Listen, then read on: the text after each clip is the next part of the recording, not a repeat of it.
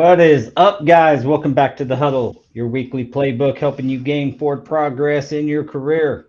Simply put, we're here to help you guys win. For our new viewers, welcome to the team. And for the guys on this call, welcome back, fellas. What's happening? What's How's it going on, going? brother? How's it going, Paul? We got How's it going, Jorge everybody? and, as always, Mr. Daniel and Jose Gonzalez out of Grand Rapids. Jorge, you're in Texas. Where at?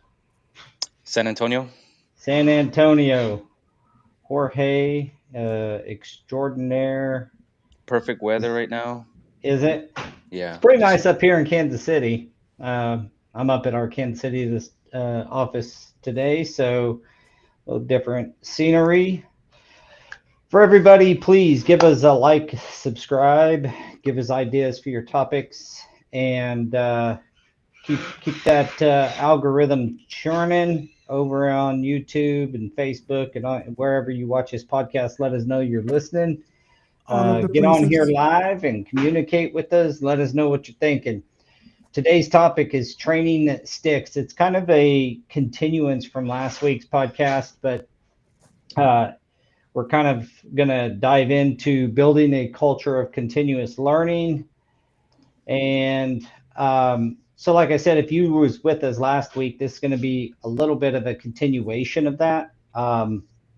Uh, you know, building a culture of continuous learning. As you can see, two of the guys got CFI shirts on, and no better place to get trained and certified than CFI if you're in the carpet vinyl arena. They do some ceramic tile training, but I should say, we are really strong in the carpet and resilient world. So, our episode is sponsored today by Shag Tools, so you'll be seeing a little info from them. Reach out to Shag and use them. Buy some materials, buy some tools, buy some stuff. Make sure they know that the Huddle sent you. And with that, we'll get started. So, gentlemen, continuous learning, training. Those are things that we talk about all the time on this podcast and how important it is. I'm sure that people think we're a broken record because it always comes up. But the truth is, it's the only way that we are going to get better. I will go around and kind of talk about some of the successes and failures we've had in both maybe being trained as well as last week we were talking about mentorship, but being trained or some I'm sure we all have been in this long enough to have a few horror stories of training others and some of the difficulties there. But you know, there's no replacement for it. If you No. learn from a friend on the job doing a skilled trade, there's still no replacement for like industry training. I know that a lot of people think they don't need it. I think Jorge could probably speak up here. I'd love to get your guys' take on that. The the people who just kind of learn as they go and go to it, Or go to or think they know everything already? yeah, and they go to their first training. And I've heard this from just about anybody that's went through their first certification or their first training, I should say, their first class, their first course. Um, Jorge, did how did you do? Let's start with you, sir. When you weren't CFI from the beginning, you didn't come up and be in the industry for 3 months and say, you know what, I'm going to go get CFI trained. Is that how did your career get going? well, I've always done flooring with my father, and he learned off of other people throughout the years. He was never certified until we ended up getting a certification through Lowe's. And I'm one of those guys. I came through Lowe's, right? Some people always say, "Oh, the guys from Lowe's," and there's very few installers that are out there that are actually good, really, really good, and clean, and do things. And yes, they work for all kinds of entities, right? Uh, but I was one that stuck with it. And in 2013, we got our certification. Robert Varden and Jonathan Varden came through. at that time with CFI, and we got our certification. And we had clean installations. I would still read all my information from the CRI info, and I would try to follow it as much as I can. But yeah, once they came through, we learned a bunch of stuff through them.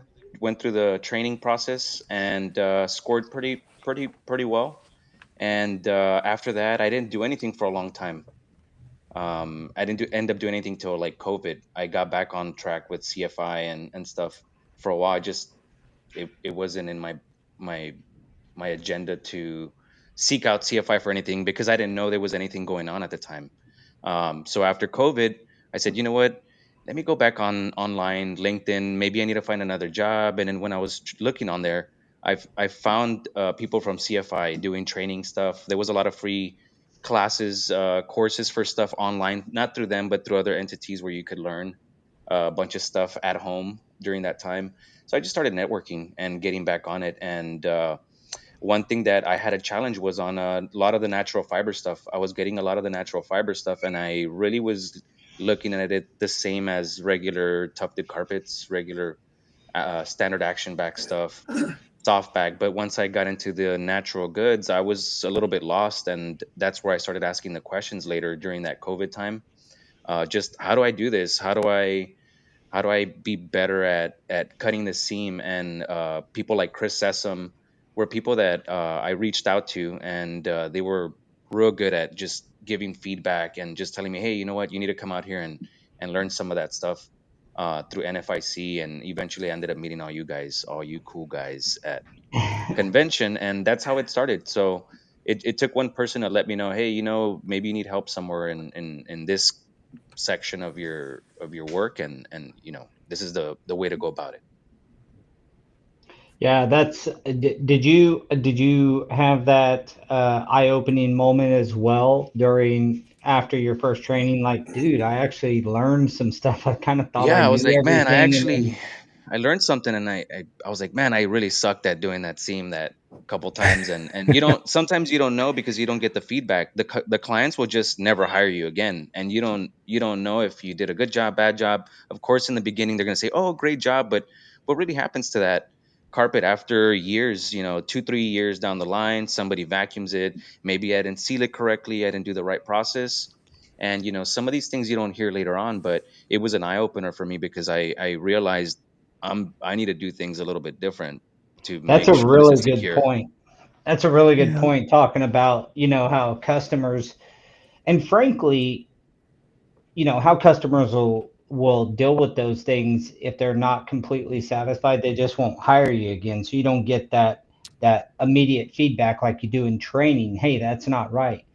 And what I was going to say is, frankly, that that the install a lot of times can be done incorrectly and still look good day 1 through day 60. I mean, like a lot of the problems that we had when we back when we did a fair amount of residential, we would get calls to go re-stretch people's jobs, and it'd be only 6 months ago that it got installed, or a seam's coming apart and it was just installed.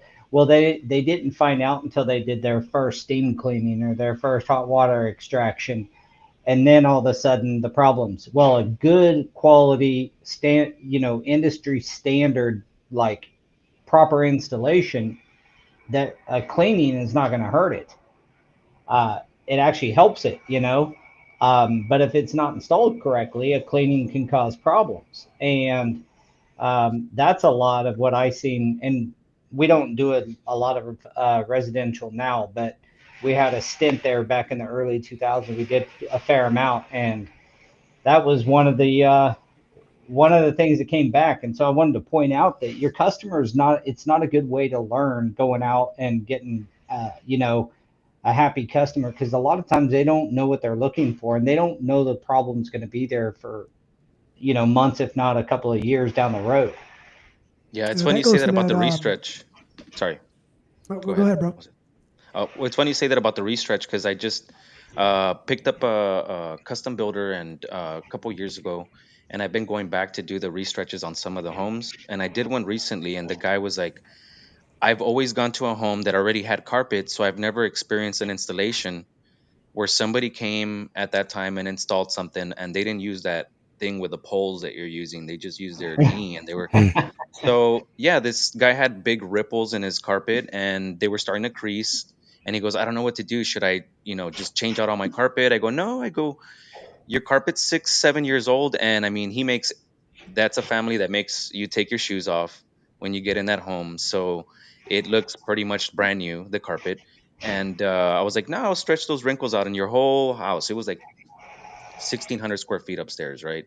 Everything connected. And we ended up taking the ripples out, and he was just, wow, it looks like it's brand new again.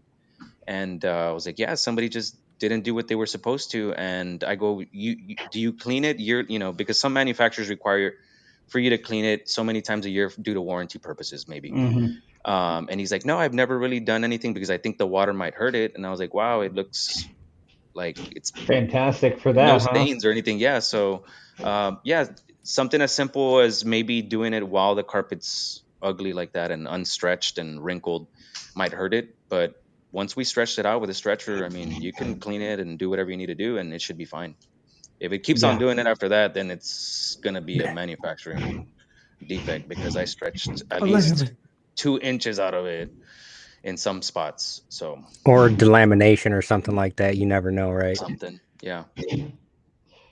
Yeah, What I was that gonna that do earlier, immediate feedback on training is like key. That's key to learning. Like, no, that's not the right way to do it. Do it this way.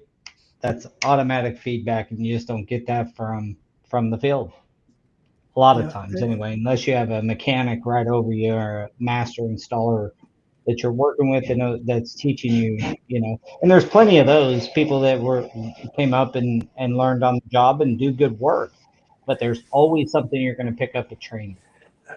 always 100% accurate. And I just wanted to add to what Jorge was saying about I didn't hear anything from the clients, right?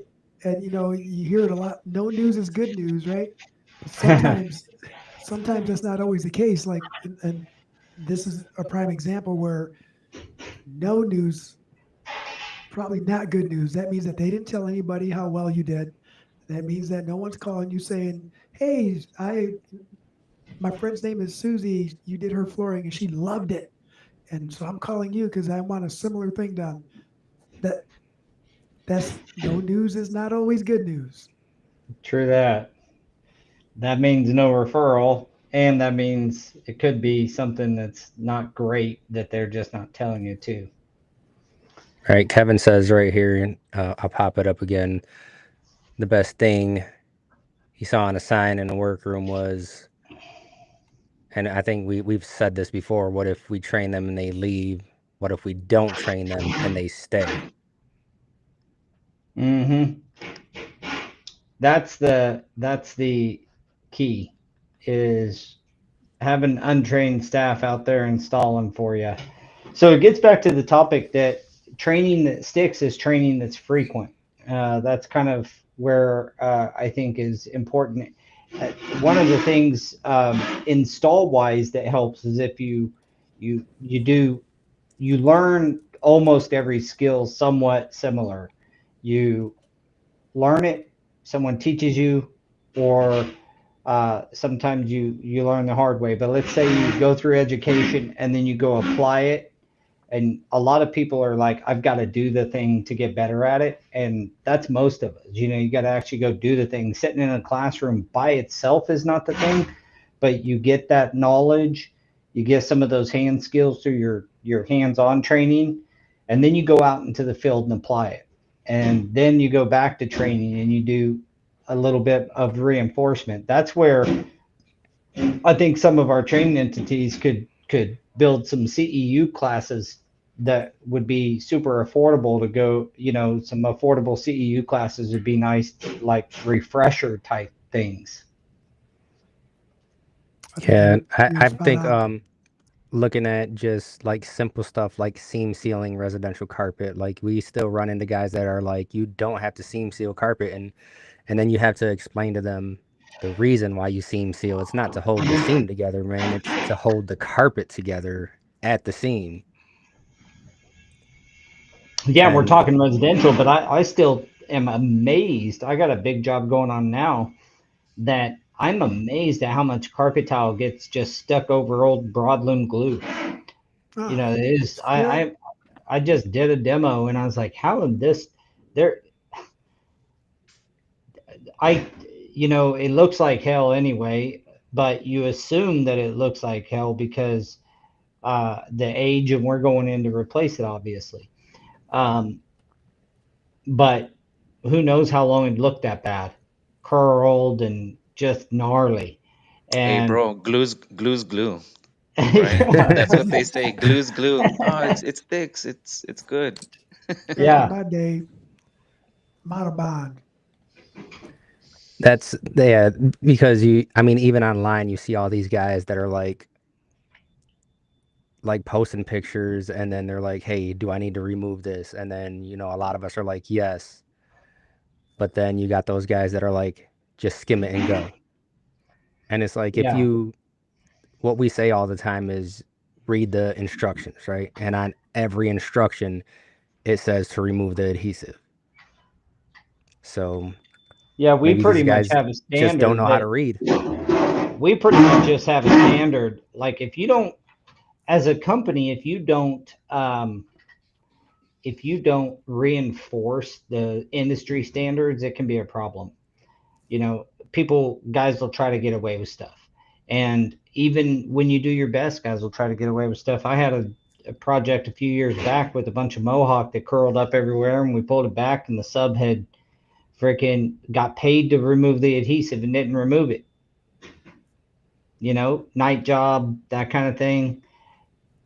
Like we are very clear about it and still sometimes fail, but the truth is our company standard is get down to concrete. Clean, porous, dry concrete. We have the standard as well, and we do our very best to 100% of the time follow specs and everything to a T. Sometimes, obviously, it doesn't always happen like that. You gotta kind of you get a curveball. You gotta figure it out. You gotta go with the flow. But for the most part, all adhesive comes out, all of it. Yeah, When I I say mean, I most part, won't like lie. 99.9%. There's times when when the customer just does not want to the dust or the issue or whatever. It's a remodel, and we just let them know. You know, we definitely are going to skim it, and I've skimmed a lot of floors over the years. Um, one of the reasons I sell a certain particular brand of carpet is because the adhesive situation where I don't have to, necessarily get every bit of it off, particularly on the remodel work. But there's really only one brand that allow you to do that. So um, truth is it's just better to get to concrete if you can, but you can't always. But that's also where that knowledge. Oh, we lost Jorge. He probably got a That's phone call. also where that knowledge of what you can and when you can get away with something, it's the exception becoming the rule that we have to not do. Like guys go in and see broadloom adhesive and they automatically think skimming. You should first be automatically think removal, you know, and know when you can get away with skimming and when you absolutely when it has to be done or something. And then obviously how to do it and which patch to use and which additives There you go. in your patch to use. And then there's times where, and I know you guys have these situations too, but there's times where even with a carpet that can be installed over, or a carpet tile that can be installed over old broadloom adhesive, the adhesive might be too thick. And we just tell them there's no way, we can't go over it. It's too thick. This is 3 layers of broadloom that's been put down. Back in the day when we did broadloom, you never removed the glue. You just tore out the old broadloom, vacuumed the floor, and put down new. I You just never. I just went and looked at one downtown over here not too long ago. It's 100-year-old building, and I mean it's been remodeled, right? So they did put underlayment and stuff down at one point, but then it was broadloom adhesive, and then a layer of patch, and then more broadloom adhesive, and then a layer of patch, and then pressure sensitive adhesive, and then a layer of patch, and then another pressure sensitive, and it's like, Dang. Yeah. It's like a half inch of stuff. And you said the exception becomes the rule, right? But for each rule, there are also exceptions, and manufacturers who created systems in order to help you out to where you, I don't want to say don't have to remove everything, but they definitely save some time and some muscle. They put you in a position of success. Yeah, that's the point, though. You got to know what the rule is to know when you're doing the exception. Yeah. and that's where, you know, some of these trainings come into play too, or just getting to know your reps in general, because then you can, you know, contact a rep. And we've been on one where, you know, they were like, it was a time crunch type thing, and it's like, hey, can we go over this adhesive? And then sometimes they go in their records and they're like, you know what, the last time that was installed, that's our product, that's our adhesive, the new one's still compatible, so just do it. You can go right over it if you wanted to, Yeah, but knowing just your don't reps assume. and knowing having people that you can get in touch with. I mean, all else fails for all the installers out there. Never be scared to um, look up a manufacturer and call their tech department. Right, it's either that, or you talk to people like Chad after the fact when he's inspecting your stuff, right? And he's saying the He seam don't want to sealer. talk to you though. He prefer not to talk to you. Yeah, Yeah, here's a reply from from to Raul. Kevin from Raul. Train people well enough so they can leave. Treat them well enough they don't want to. That's another great saying.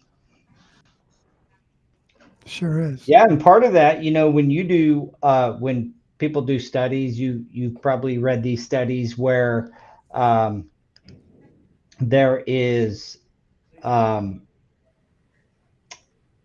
sorry, I just was reading something, but you've read these studies. Sorry about that. You've read these studies where people are not just they don't just stay at a place for money. They stay at a place for the culture, for the training, for the advancement opportunities. Those are things people stay around for. For the opportunity to grow. And speaking of opportunities, have we got one for you?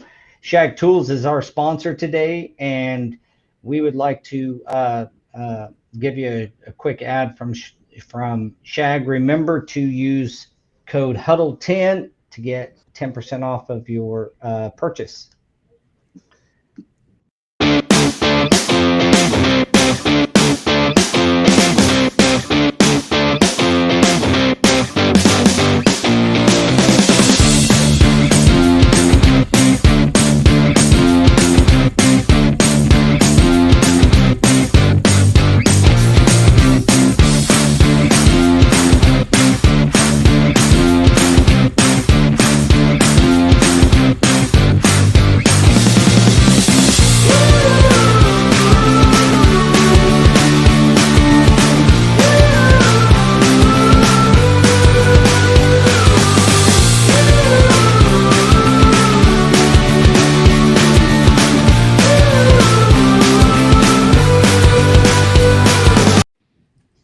Yeah, baby, Shag Tools got every brand and every tool you need to do your next project correctly. So plays right into training. You got to have the right tools. Go to Shag Tools and use Huddle10 Huddle code. Use the promo code Huddle10 and check out what Shag's got, man. Having the right Do that. tools will take you a long way, adds Hold efficiency. that. You don't have to shortcut corners when you got the right tools with Shag Tools. Shagalicious. Right. Shagalicious. Opened right up, brother. Opened right up. I had to test it real live time. Sweet. So yeah, speaking of training and all the tools and stuff, as those things change every day and the adhesives change and systems change and you get new products, that's another reason why that consistent training that we talked about, is so important. And people will stay around if they show you invest in them, in training. Mhm.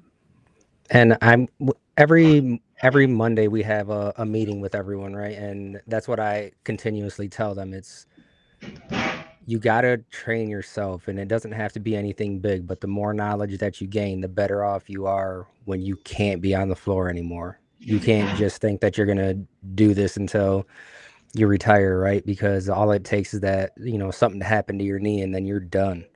And what are you gonna do in order to keep up? Yeah, and that knowledge comes from learning and training, and you don't get um, a lot of the guys that have the hardest time in the industry to transfer over or to um, convert over to, say, a sales rep or something like that, is the ones who they only learned from, say, an uncle or something like that. They don't know the industry lingo, they don't know the industry standards. And so a lot of times those are the guys that get, they install till they're like 75. Yeah. And then, I mean, you can be like Chad, and I'm pretty sure he used to be an installer, talking to him, and now he's an inspector. And he says that installers don't like talking to him for some reason, but he They don't loves like to talking see to them. installers. And that's crazy to me, because anytime an inspector gets on my job, I'm like right there with them, asking them questions as they're inspecting. And the last few times, it was different inspectors, but they were like, "Can I take you out to lunch?" I was Yeah, like, "Absolutely. I'm fat." I like food. I like tacos. Taquitos, burritos. All of them. All of the ethos. Yeah, but hey, some people want to work forever. They don't want to get another job with, be a sales rep or an inspector, or You're right. Yeah, but some people want to die on their knees. I know a lot of these guys are like, no, I'll never do that. And you're right. You know what? It comes with a little bit of more training. They only know so much and they want to stay there, but they're comfortable. That's fine. I'm down with that, to be honest with you. But the truth is that you still want to give yourself opportunities. You know what I'm saying? Like, give yourself as many opportunities as possible, and to do that is getting trained, getting educated. I'm still blown away by, like, a lot of the community's adverse um, attitude towards training, towards certifications. Like, it's nowhere else. It's in no other trade. Part of that might be because the agenda through the educational system has always been pushing higher education, right? But they're like, I made a living in the trades without having to go to college. I don't know what you're talking about. And I think even I had that mindset, years ago, where I don't want to go to school. I don't want to learn anymore. I didn't. I didn't flourish in school. I mean, I did to a point, but You this survived. is really this is my own terms now. When I do my terms, it have to include more education. Fact of the matter is, it doesn't matter where you go or what you do. If you're not learning how to be better at what you're doing, you're stagnant. You're never going to move up. It doesn't matter if you're at a gas station, at McDonald's, at a flooring company, a drywaller. It doesn't matter what you do at. Um, if you're working a line at a factory, right? Like there's more than one line. You want to stay at Yeah, that one line. yeah. Continued education, no matter what you're doing, is key. And I don't know if everybody heard you. Is a little bit echoey, but just to reiterate, you were you were talking about how important it is that no matter where you're at in the thing, you can still get better. That's what I see a lot of the really good guys, is they just feel like they can always be better. It's a strive to be really, really good, and not just good enough. Like, not just good enough to get pay at the end of the job or at the end of the week, but to be the best at what you're doing, to be one of the really good ones. Right. So I brought up Simon Sinek a few times here, right? Because I constantly listen to this guy. His books are amazing. But I was listening to one of his podcasts last week, and he was saying that he was talking about leadership, right? And he said the best leaders out there don't say that they're the best. They're actually students of leadership. They're always constantly trying to learn. They're listening to the podcasts, listening to books, and always trying to learn. And I think that's what we need to kind of translate over into the field more. It's like it's not a bad thing that you're trying to learn. It can only make you better. And then I was talking to someone, I forget who, a few weeks ago, and they were like over here when like Home Depot, and I think it was just Home Depot or something, was trying to get all the guys to come together and do a certification, right? Bring CFI in. And then they said that Home Depot put an end to it. And they were like, why? They said, because the installers were talking about we're going to need more money if we're certified. Jeez. Well, that's like a catch-22. They should get paid more money, but until the industry, that's a really terrible way to look at things, in my opinion. Well, But especially one thing, I'm gonna stop you right there. One thing is, especially if they want more money, it depends if you invest in yourself or if the company's is investing in you. So if the company's gonna turn around and say, hey, you know what, we're gonna pay so much ahead, and we got 30 heads to go take the certification, we're gonna pick up the tab for so you guys can learn something. Automatically, you can't say, well, I deserve to get a whole lot more money or so much more money because of this, and maybe you should, right? But the thing is, did you actually pay for that? Because somebody else is well, paying for your I tab, think then I mean, eventually you should, but even if somebody picks up your tab, but you can't just go get certified and then the next day think, especially like you just stated, Jorge, if the store's paying for it, um, and then just say, hey, thanks for the free education. Now pay me more money. I yeah, mean, because every other trade, like if you're an electrician and plumbing, you got to go up that tier till you get to where you need to, so you even can make doctors, more money. Yeah, everybody. even doctors got to go through residency and do all that stuff, making 40, 50, 60,000 a year as a doctor, until they get through their residency. I mean, you got to go through the proof. You got to go through and be a good doctor, or be a I, good carpet layer, or be a good tile setter. I just Um, feel it's more valuable when it's like when your parents buy a pair of shoes for you, or you buy your own pair of shoes. Which ones are you going to Totally take care different. of Yep. more? Oops. Usually you're going to take care of the ones you bought because it hurt you to get that money, right? And spend it. So it's the same thing. That's the way I feel. Like when I paid for my things, I was like, man, I really got to go and learn. Versus like when I was younger and somebody else is paying for my stuff, I was just like, you know what? I'll just sleep late today. And if I, It's- so I yeah. think there is a mindset that's a little different, and maybe that's just me, but I feel that if when you pay for things, they're a little bit more valuable, right? To you, because you spent your You got hard-earned skin money in the on, game. yeah, It's to get I that. feel that in my soul, brother. Can you guys hear me Yeah. okay now? Yeah. yes. Yeah, I agree with you, and I also think that, to go back to what you were saying, Daniel, just because, or I guess it was you, Jose, just because you didn't want to go to school, or you chose not to go to secondary education, and you chose the trades, that doesn't mean you don't get educated, right? That doesn't mean that education is now gone because you're in the trades. That's a really, that we could be taking it too far the other way, because you got college and you got the trades. I mean, that's kind of how it's been posed. And with college, you go incur debt for 4, 5, 6, 12 years, depending on what your profession is going to be. And then in the trade, the difference is not that you don't get educated; it's just you're typically learning on the job, and then you go get educated. Then you're learning on the job, and you go get educated. And you're learning on, so it's like shorter time frames, and a lot of your actual application of your knowledge is being paid. I mean, you're getting paid to do it.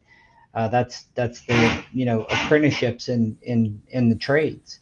While we don't have great, like, outside the unions, we don't have a great apprenticeship style thing, but you can work towards increasing your knowledge base.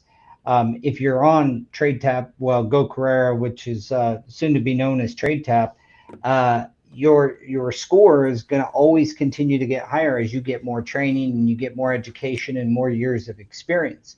And so trying to increase, that's just a metric that's applied to the same thing we're talking about, which is becoming, continuous education, continuously learning, and how that goes into this side effect. I think that guys find is the confidence, and not just in applying the products, but the confidence in going ahead and asking for a little bit more money, or bidding that job a little higher, and marketing yourself as, hey, I know I may be a little bit higher, but to tell you the truth, I've been through, 4 certifications or whatever the situation is. And, I've taken, multiple training courses, and I do everything per industry standard. And I offer, instead of just a 1-year warranty, a 2-year warranty. I'm so confident in my work. That's right? That's a simple marketing program right there. I mean, there's nothing uncomfortable about what you just said. Yeah, you just got to do it. Yeah, people want to work with. We did a podcast that showed that 33% or 30%, something like that, of homeowners are willing to hire a questionable tradesperson for a cheaper price.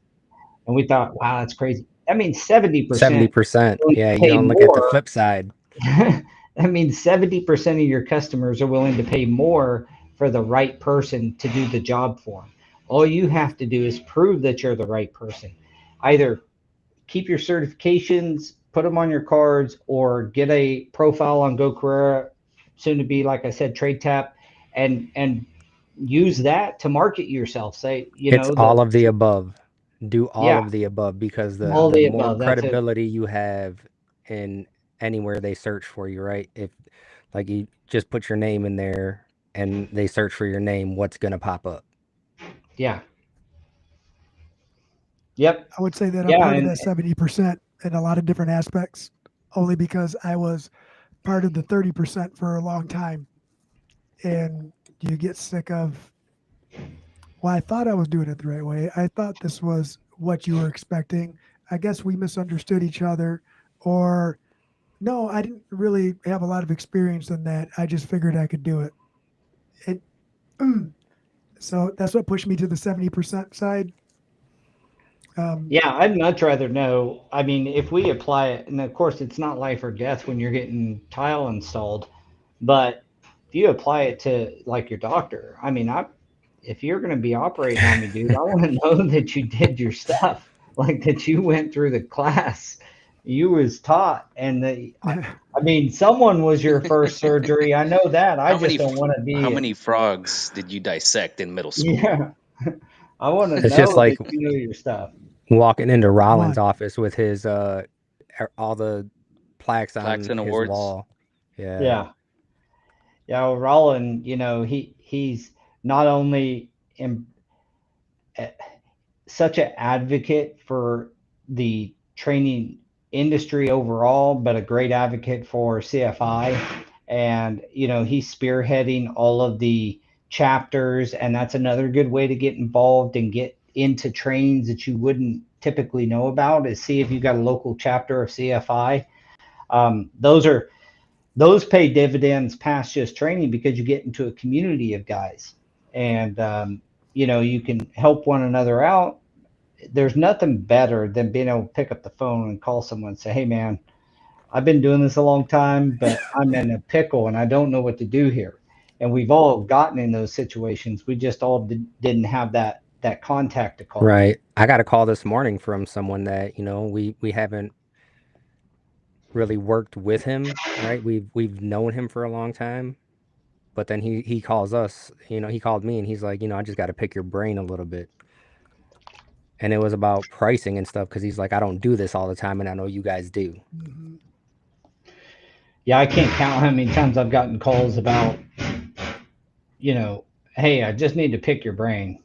And I like it after you've been doing it for a lot of years, and your architects or your designers or builders start calling you to ask you how to get something done correctly, even though you may not be able to you may not be the one doing the job. I know you guys have been there too, but it's somewhat rewarding to know that they trust your opinion on the right way to get a project done, and the right products to put in the right areas and how to do that and make sure that you're budget friendly, but at the same time, giving them a great product. So Jeremy says he picks his brain through his nose, like Ralph Wiggum. He has a as skinny usual, finger. skinny finger. Skinny fingers, man. And then the Oh, more knowledge Slim you get, man. the more knowledge you get, you know, you will have more people calling you, right? You'll have tech guys calling you. You know, I get tech guys calling me. I have inspectors calling me just because they're like, man, I just have never seen this before. And a majority of the time, it's like, yes, I've ran into that before because I was on my knees for 25 years, so you Well, see a and lot. That's it. That's it, that's the man. thing. That's it. That's the thing. Like, Some of it was on his a butt. lot of the tech guys, you know, they may not have been down on the floor for as many years, you know, installing. Uh, some of them not at all. And the truth is that we run across things on I'm sure on a monthly basis that is outside of what's on that piece of paper telling you how to install. And you got to be able to have years of experience and the education. A lot of the education courses will talk about, hey, when you run into this scenario, what do you do? And they teach you how to deal with that. I know the floor prep, you know, the NFIC. Don't they do a good job of that kind of, uh, you know, situational or project awareness stuff when you're doing your floor prep? Not Not necessarily the floor prep. NFIC. I was gonna Sorry. say NAFCT. NAFCT. My Yeah. bad.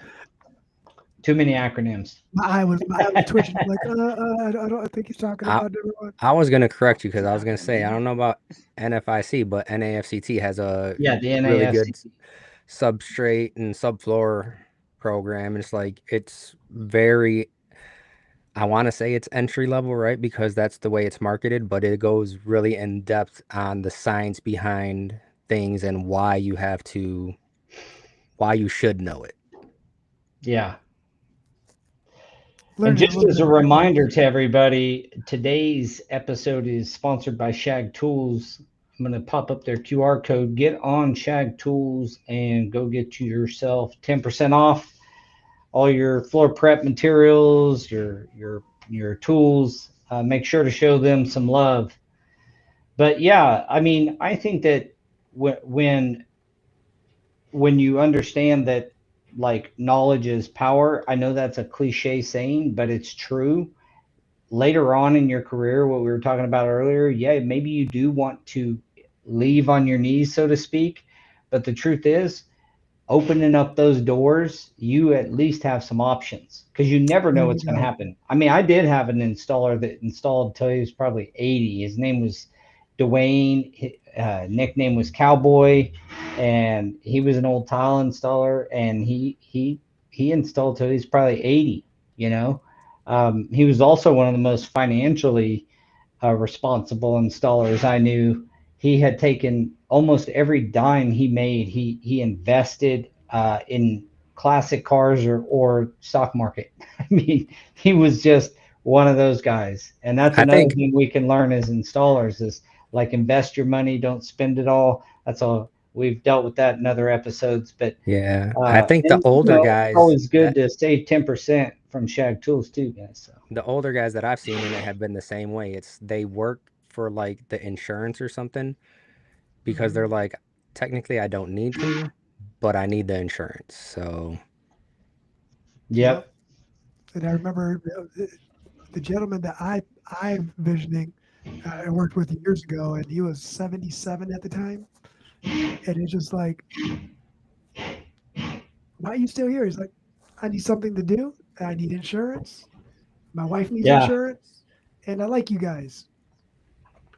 a, But a Yeah, he, and lot of there's not them, so much of that. Not so much of that with the sub community these days. You no, know, everybody no, subcontracts, and so I mean that's one of the things that you got to consider when you are doing when you're doing projects is you need to make sure you're making enough money to buy health insurance and take care of yourself and And that's why, a lot of the guys that's why I'm such a big pusher for training. A lot of the guys get out there and they want to make this big money, and they learn for 6 months and they go out and they fail their way to money.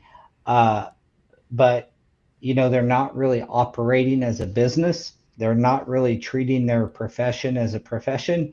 And that's what the huddle's all about, is trying to encourage you guys to take that next step.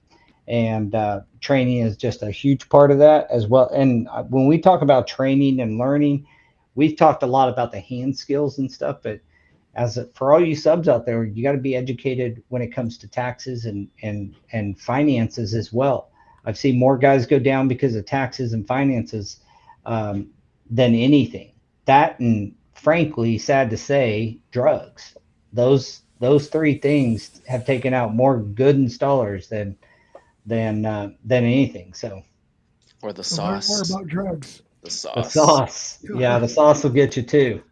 Yeah, I'm So, lucky. I got insurance too, but I got it through my wife, so it's not through my work. I had made her fill out a form when we were first dating, and I asked her what kind of insurance she had, and she filled out PPO, and I was like, she has a PPO, she's a keeper. So Yeah. yeah, I branch off of her, so I pay her for my PPO insurance. So I was like, if she has an HMO, I don't know. I So don't I got to know, make sure she wakes up honey. early in the morning. I got to make sure she goes to work on time. I'm like, Cooking what her do I do? breakfast. Yeah, Yeah, making Go her get that breakfast, having her insurance. lunch. She'll be like, yeah. I'm sick today, and you'll be like, I don't know. I think you should I still don't go in. know. Let me Gotta keep that yeah, insurance. How let me make You you sick? sure some about chicken that? soup. How And sick are you? I think one of the things that a lot of people don't really think about is like literacy in the blue collar work, right? It's I just looked it up. It's saying that close to 21% of blue collar workers have issues with literacy, and you can definitely see that. So it's like, if sometimes it's as simple as just picking up a magazine and starting to read, because it's just like anything else. If you don't do it, Repetition. you're not going to get better at it. Yeah, train that brain. It's part of this too.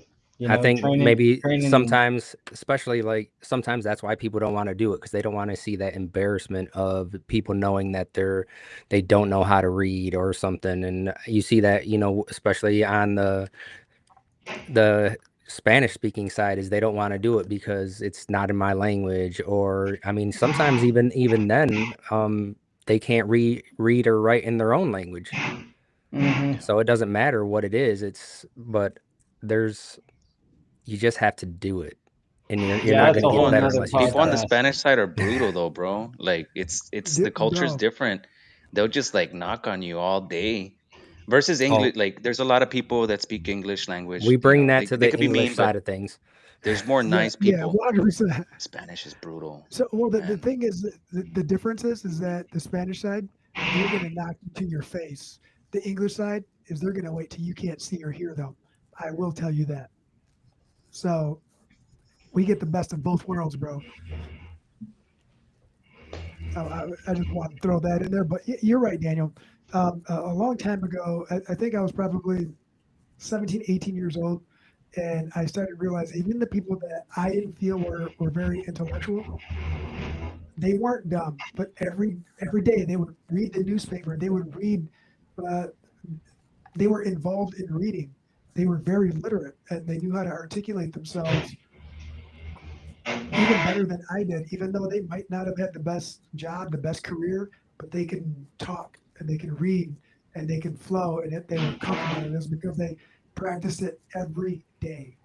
Well, I mean, at the root of all this, that's what we're talking about, is being self-motivated for your training, for Mm-hmm. your education, whether that's, I mean, there's no more valuable asset you have in your life than yourself. So invest there.